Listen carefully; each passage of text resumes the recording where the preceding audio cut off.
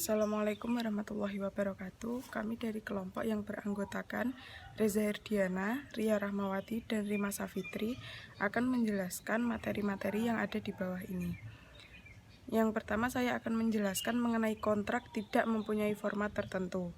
Untuk sejumlah transaksi tertentu, undang-undang memang mensyaratkan format khusus bagi pembukaan maupun penutupan dari suatu kontrak. Syarat ini berlaku terutama bagi kontrak-kontrak dalam bentuk akte notarial. Yang kedua yaitu kontrak tertulis untuk kepentingan tertib administrasi dan kepentingan pembuktian.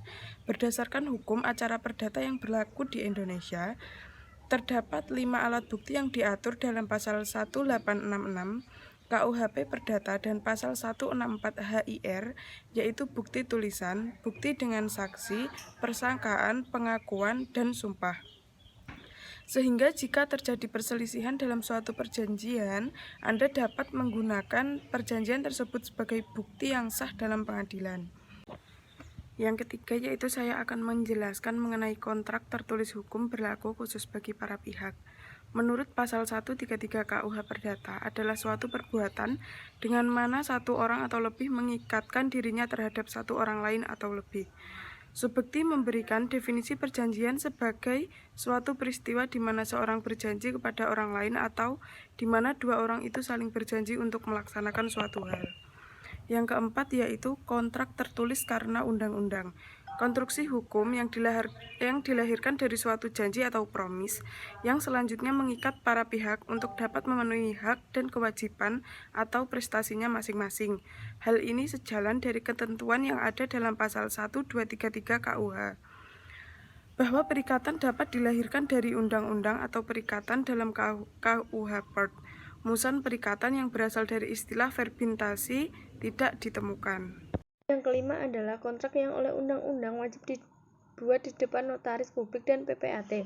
Berdasarkan pasal 1 ayat 1 Undang-Undang Nomor 30 Tahun 2004 tentang jabatan notaris. Notaris adalah pejabat umum yang berwenang untuk membuat akta otentik dan kewenangan lainnya sebagaimana dimaksud dalam undang-undang ini. Sebelum notaris membuat akta, tentu saja para pihak harus menghadap notaris untuk menjelaskan maksud dalam pembuatan akta yang ingin dibuat oleh para pihak. Yang keenam adalah kontrak yang akan berlaku setelah mendapat persetujuan pihak otoritas. Keberadaan kontrak dianggap sebagai bagian penting yang menunjukkan adanya bukti kuat. Apabila dibuat secara tertulis karena ditandatangani oleh para pihak, apalagi dibuat di atas kertas bermaterai. Bentuk kontrak dapat berupa yang pertama adalah kontrak biasa atau biasa disebut dengan kontrak bawaan tangan yang dibuat oleh para pihak secara sederhana di atas kertas bermaterai. Yang kedua adalah kontrak biasa seperti di atas tetapi didaftarkan atau dicatatkan di notaris. Yang ketiga adalah kontrak yang dibuat di depan notaris dan ditandatangani oleh kedua belah pihak yang terlibat dan notaris sebagai saksi pengesahan dan memperkuat kontrak. Yang selanjutnya yaitu penafsiran kontrak bisnis. Yang pertama, ada metode penafsiran subjektif. Penafsiran kontrak dilakukan dengan berpegang seoptimal mungkin pada maksud yang sebenarnya dari para pihak, tanpa terlalu berpegang kepada kata-kata yang ada di dalam kontrak tersebut. Yang kedua yaitu metode penafsiran objektif. Metode penafsiran objektif lebih menekankan pada apa yang tertulis dalam suatu kontrak daripada melihat kepada maksud dari para pihak, apalagi jika bahasa yang digunakan dalam kontrak sudah cukup jelas. Yang ketiga ada metode penafsiran antara subjektif dan objektif.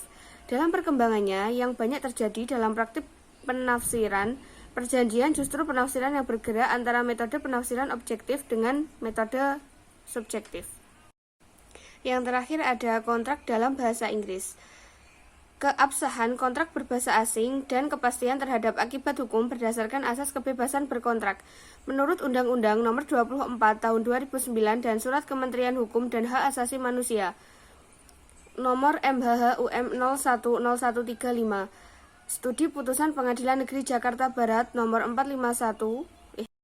Sekian presentasi dari kami, kurang lebihnya mohon maaf. Wassalamualaikum warahmatullahi wabarakatuh.